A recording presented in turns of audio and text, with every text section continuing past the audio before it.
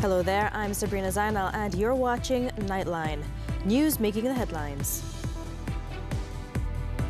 A reshuffle is necessary only if the minister underperforms, says the Prime Minister.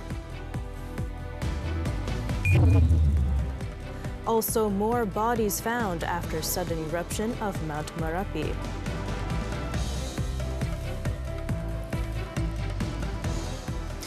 Good morning. We begin with this story. The Prime Minister stressed on Tuesday night that ministers should be given the opportunity to improve their weaknesses. Hence, Datuk Seri Anwar Ibrahim said that a cabinet reshuffle should be done if the minister's performance fails and the situation demands. Ini satu bentuk parti dengan koalisi. Jadi rundingan harus diadakan. Penyertaan itu harus timpal dengan kekuatan masing-masing parti. Semua itu mesti diambil kira. Jadi saya fikir tidak lama lagi dan saya telah bagi tahu mengingatkan seorang anak kecil yang bagi nasihat di depan masjid itu, Akmal tak salah saya, dia kata sebelum akhir tahun. Jadi saya kata saya setuju. Tetapi saya tidak fikir setelah 1 tahun kita buat penilaian yang adil. Orang perintah 10 tahun, 3 tahun. Jadi 1 tahun itu adalah awal. Jadi menteri-menteri harus diberi peluang memperbaiki prestasi mereka, meningkatkan, termasuk Perdana Menteri juga. Kemudian kalau ada sedikit penyesuaian berdasarkan pengalaman kita 1 tahun, kita akan lakukan. Termasuk menambah sekiranya perlu. Anwar was speaking in a one-year Madani government special interview at Sri Perdana Putrajaya, which was telecast live on TV3. He noted that ministers need to be given the opportunity to improve their performance, and the Prime Minister is no exception. Therefore, there needs to be some adjustment based on a year's experience, and it will be done. He also did not rule out adding more ministers to the existing cabinet as part of the reshuffling exercise. And 1 year later, the unity government pledges to continue focusing on pertinent areas of the administration: political stability, economic development, raising investment, and quality of education. Kita harus mengemudi dengan bijaksana dan menentukan apa keutamaan. Keutamaannya politik mesti stabil. Alhamdulillah, setakat ini stabil. Negeri mesti aman. Jangan izinkan kalangan gunakan kaum ataupun agama yang sempit, bukan dakwah Islam yang sihat, itu harus digalakkan untuk memecah belahkan atas alasan kaum atau pemusuhan agama. Kalau ini dapat dikawal, tumpu pembangunan ekonomi. Pelaburan meningkat. Alhamdulillah, kerana hubungan antara bangsa kita itu meningkat, diberikan perhatian, kehadiran pelabur itu dapat mencecah rekod ketimbang tahun-tahun sebelumnya. Untuk apa? Menjamin pekerjaan. Latihan seperti TVET ditingkatkan. Mutu pendidikan ditingkatkan. Itu tumpuan kita mengikut urutan keutamaan. For the people, Anwar said that various initiatives like the Rahmah Sales and the Sumbangan Tunai Rahmah (STR) are implemented to help ease rising prices of goods. To help the people have a better understanding of the unity government's initiatives, the Prime Minister said that the government may need to improve the way it conveys explanations to the people.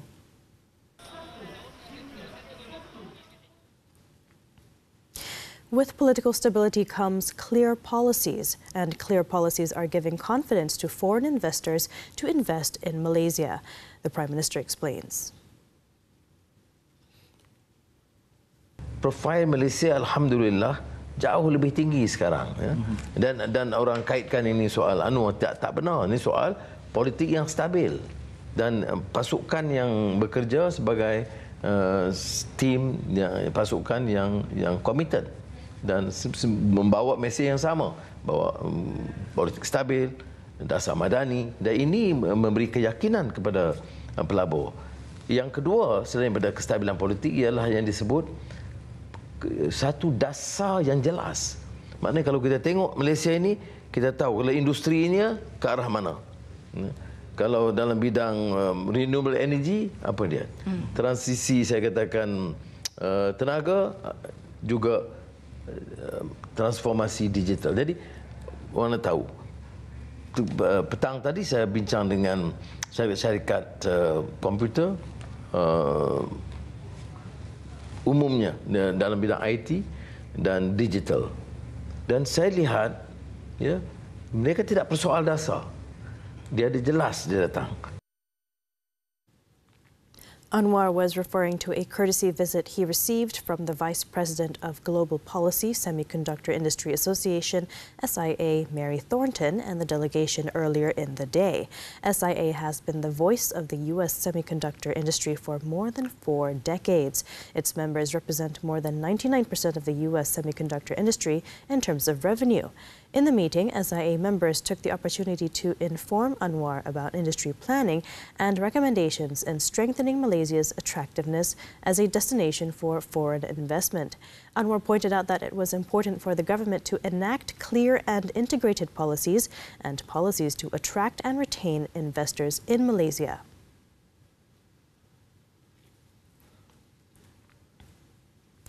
Earlier on Tuesday, Prime Minister Datuk Seri Anwar Ibrahim spoke about civil servants and gave assurance that the salary adjustment for the technical profession will be given priority in the Public Service Remuneration System SSPA study.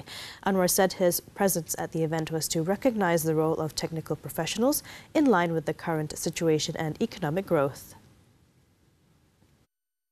Bila kita katakan anjakan ini, dia melibatkan perubahan yang agak drastik. Seperti mana? Dalam pelarasan gaji harus ada anjakan.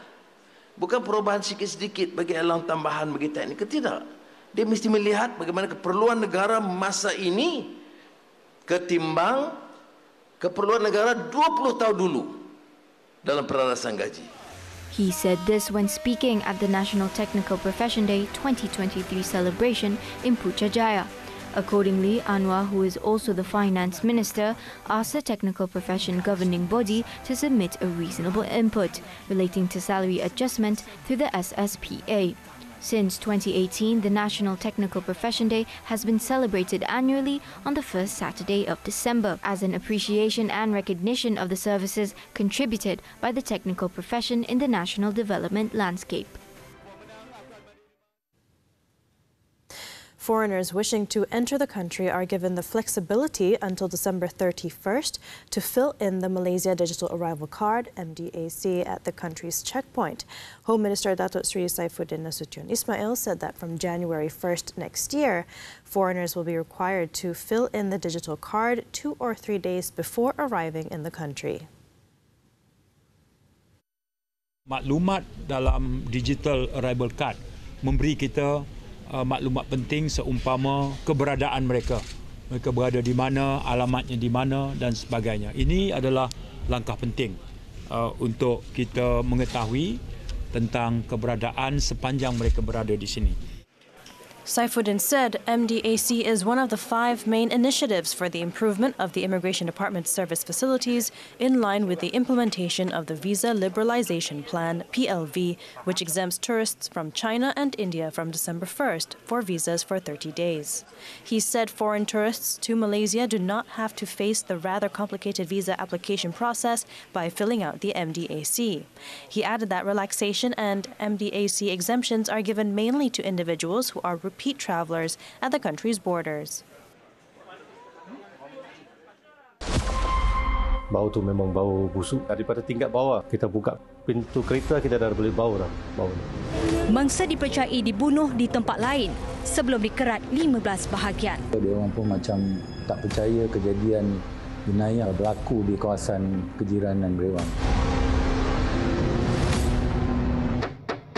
Hanya orang yang tidak berhati perut akan memotong badan seseorang sehingga 15 bahagian.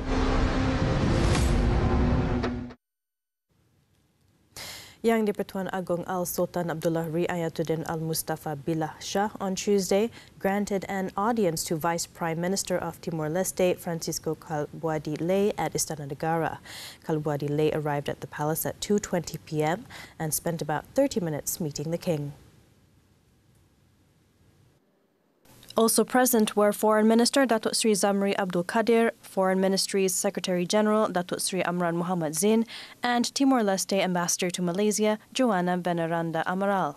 Kalbuadi Lay is in Malaysia for a 4-day working visit beginning Sunday. The visit is expected to further strengthen and enhance the bilateral relationship between the two countries and demonstrate Malaysia's support for the full membership of Timor-Leste into ASEAN.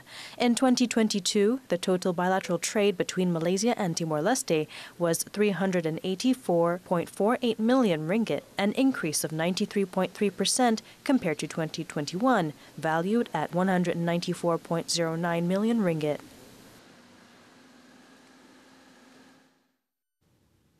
There has been an increase in the number of sexual harassment complaints lodged by men through Social Support Centres PSSS. Deputy Women, Family and Community Development Minister Aiman Atira Sabu said her ministry received a total of 1,486 complaints of sexual harassment via PSSS throughout the 14 series of the KPWKM Advocacy Anti-Sexual Harassment Roadshow. Daripada jumlah tersebut, sejumlah 411 kes ataupun 27.7% adalah melibatkan kaum lelaki. According to Aiman Atira, based on feedback, 97.6% of participants showed an increase in sexual harassment knowledge and understanding. In addition, she said a number of advocacy programs were held with private companies and non-governmental organizations to raise awareness of sexual harassment at their respective premises.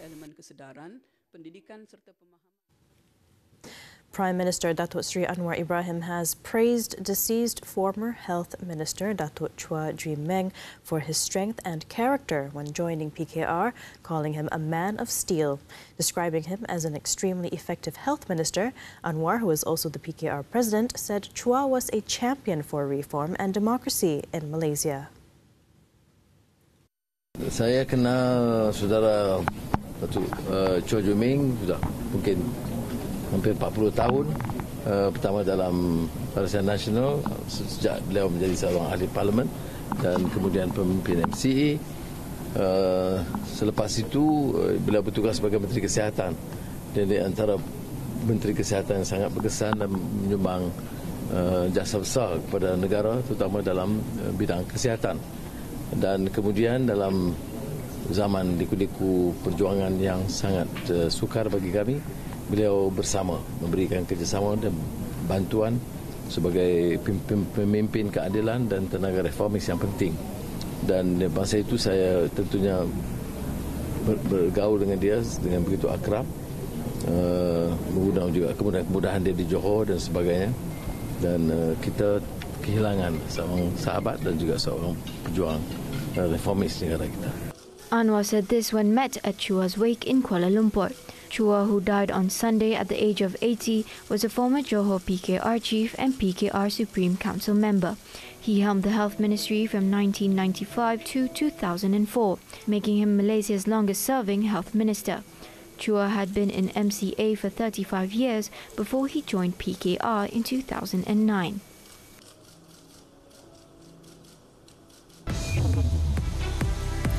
Dozens killed in Thailand Bus Crash. News from the foreign front when we return. Periods. A topic that's hush-hush but still needs our attention, especially when access to information and care is not equal for many. Teach them about their body parts, naming body parts correctly, you know, introducing them to pads, making it as a part of normal human life. I've talked to my daughter already about when you get your period, we're going to have a period party. Catch Women Talk this Saturday, 5 p.m. TV3, live stream in HD on Tonton.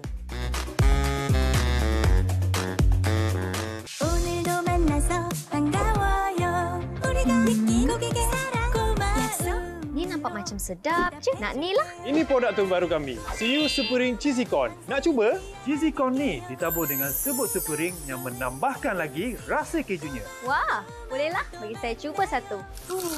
Gabungan supering ni memang Cik belum bayar lagi ni.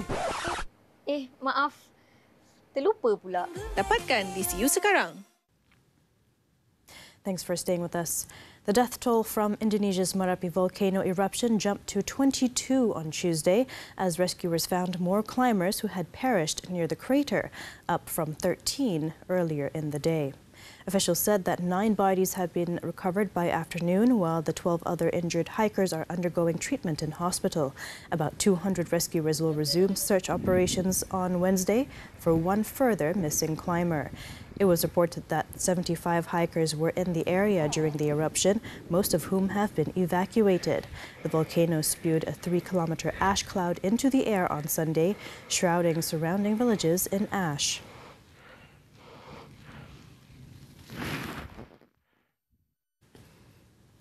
In neighboring Thailand, at least 14 people were killed and more than 30 others injured after a double-decker bus lost control and smashed into a tree early on Tuesday. Now, the accident occurred in Prachuap Khiri Khan province as the bus was traveling from the capital Bangkok to Songkhla province in the deep south. Officials said the bus was carrying 49 people when it ran off the road and hit a tree near Hat Wanakorn National Park. Some 35 others who were injured were being treated at local hospitals. Police in the meantime were still investigating the cause of the crash.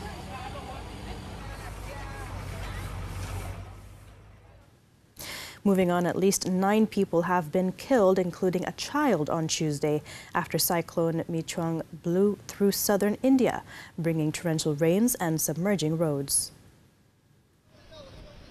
According to the country's weather office, the cyclone made landfall on the southern Indian state of Andhra Pradesh near the town of Bapatla, barreling in with winds of up to 110 kilometers per hour.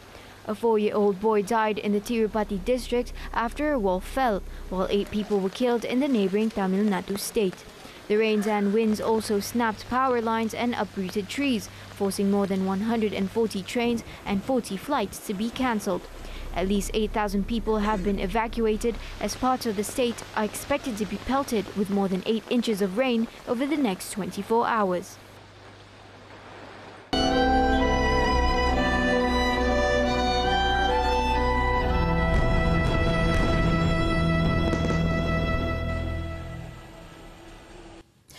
In what appeared to be the biggest ground assault since the collapse of the truce last week, Zionist forces launched their long-awaited storm of the main city in the southern Gaza Strip on Tuesday, where hospitals were overrun with scores of Palestinians dead and wounded. According to officials, civilians were trapped inside the Kamal Adwan hospital as the Zionist regime encircled the medical facility, killing more than 100 people on Tuesday alone. The victims, who overnight continued to stream into the hospital amid ongoing bombardment, with their heads and faces covered in dust. Since the truce ended, the regime resumed their attacks across Gaza with a renewed intensity in the north, while also expanding their operations to the south. A total of at least 15,899 Palestinians have been killed since the beginning of the Zionist rampage. As hospitals in Gaza are collapsing, dozens of wounded Palestinians were rushed to Nasser Hospital overnight and in the morning, after a Zionist airstrike on the Ma'in school on Tuesday. Spokesman for the Gaza Health Ministry, Ashraf Al-Qudra, said the medical facilities cannot deal with the quantity and quality of injuries that arrived to the hospitals. الجرحى والمرضى يفترشون الأرض، لا يتوفر خدمة صحية منقذة للحياة في مستشفيات جنوب قطاع غزة، وبالتالي المستشفيات في جنوب قطاع غزة منهارة تماما، لا تستطيع التعامل مع حجم ونوعية الإصابات التي تصل إلى المستشفيات. هناك صعوبة في وصول سيارات الإسعاف للأماكن التي يتم استهدافها. الاحتلال الإسرائيلي يستهدف سيارات الإسعاف التي تتحرك في المناطق الجنوبية لقطاع غزة، يمنع وصولها إلى الأماكن التي يتم استهدافها. In other news, a Qatari emir on Tuesday called on the United Nations UN Security Council to force the Zionist regime to return to the negotiating table over the war in Gaza. Sheikh Tamim Hamad Al Thani, in his speech at the Gulf Cooperation Council GCC summit in Doha, said the inaction by the international community in halting the conflict was shameful. He stressed that it is disgraceful to allow this heinous crime to continue for nearly 2 months, during which the systematic and deliberate killing of innocent civilians continues, including women and children. According to him, Qatar are constantly working to renew the truce and to alleviate the burden of the Palestinians in the Gaza Strip. However, he mentioned that truces are not an alternative for a comprehensive ceasefire.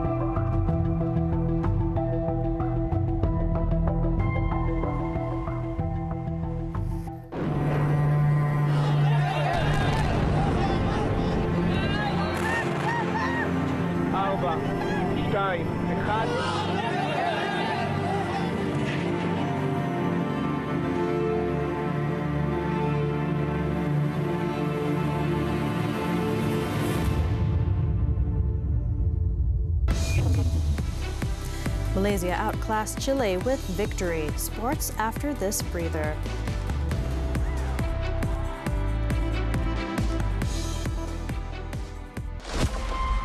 Bau tu memang bau busuk. Daripada tingkat bawah, kita buka pintu kereta, kita dah boleh bau dah bau ni. Mangsa dipercayai dibunuh di tempat lain sebelum dikerat 15 bahagian. Dia orang pun macam tak percaya kejadian jenayah berlaku di kawasan kejiranan Rewang. Hanya orang yang tidak berhati perut akan memotong badan seseorang sehingga 15 bahagian.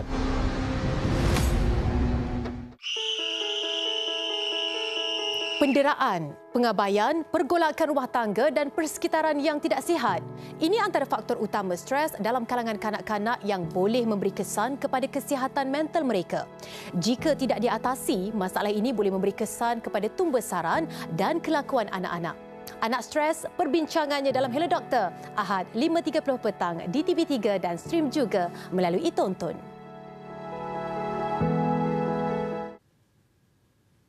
We're back with sports. Hockey. The 2023 Men's FIH Hockey Junior World Cup.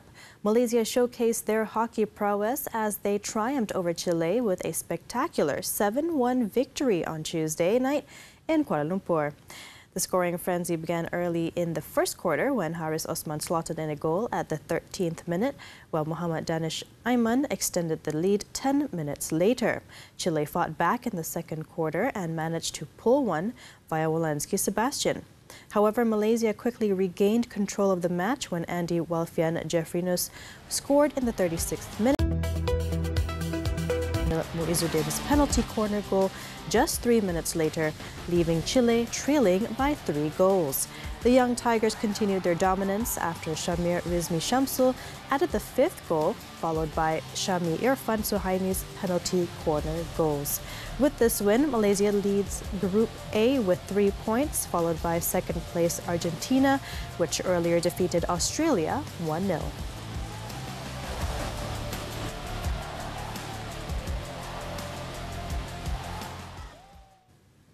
On to football, the AFC Champions League.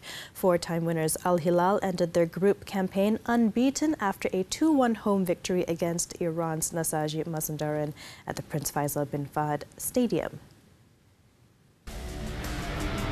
Al Hilal broke the deadlock early on when winger Michael finished Mohamed Al Break's low cross at the back of the post in the 4th minute.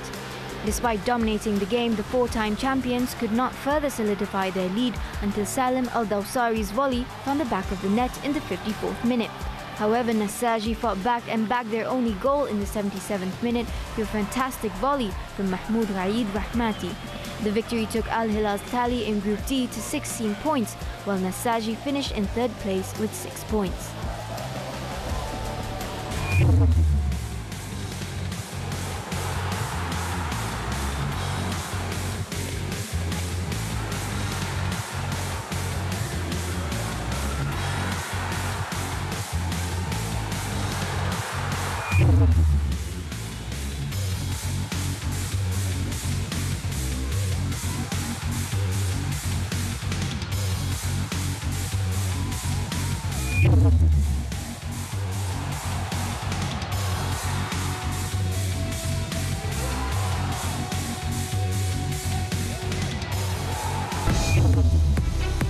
When we return, foreigner linked to body found encased in cement remanded 7 more days. Don't go away. 6 keluarga cemas. 2 varian COVID-19 sub-susul Galo dan susulan rusuhan yang berlaku di pinggir kota Paris. Aliran trafik di beberapa lebuh utama. Lembaga Urus Air Selangor. Lelaki berusia 3 tahun. Di sini semuanya bermula. Detik-detik yang boleh mengubah persepsi dunia dengan wajah dan suara yang baru. Memberi impak yang besar, tidak kira di depan atau di belakang kamera. Medium maklumat utama rakyat Malaysia. Paparan berita dalam dan luar negara yang pantas. Cekap bertindak bila-bila masa di mana jua berada. Padat, telus dan berwibawa. Berita menyeluruh dan pastinya yang terkini. Wajah dan suara baru di Buletin Utama.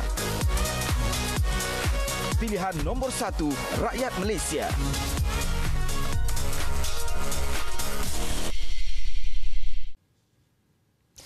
Thanks for staying with us. In Selangor, a former IT consultant was found guilty by the Shah Alam High Court on Tuesday of causing the death of bank manager Syed Muhammad Daniel Syed Shakir in a road rage incident 4 years ago.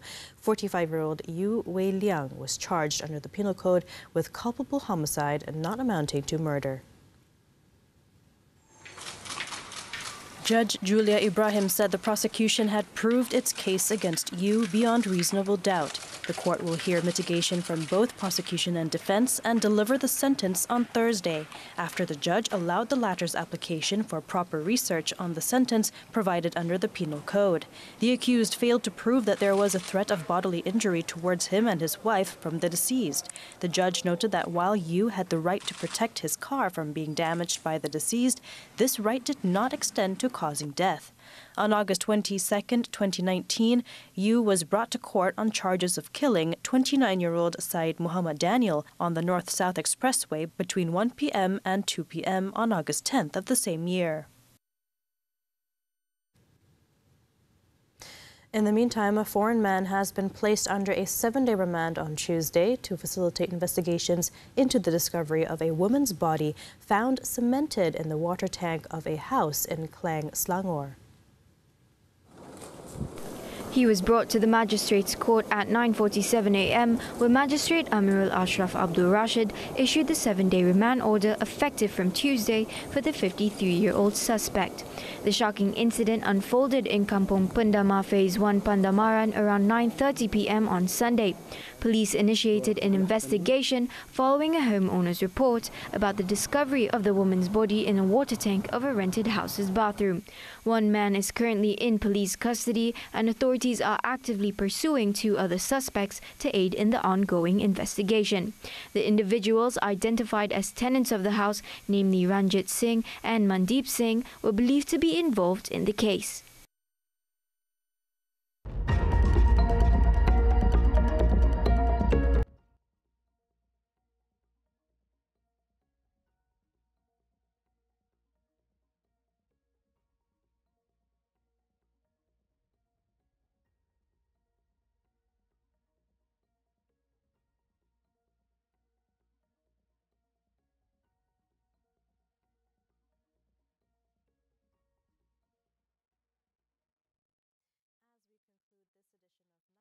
let's take a look at how Arctic weather has enfolded swaths of Russia, with temperatures falling to negative 58 degrees Celsius. This extreme cold has caused the wilds of Siberia to be shrouded in freezing clouds and fog. With that, I'm Sabrina Zainal. Thank you for watching and be well, Malaysia.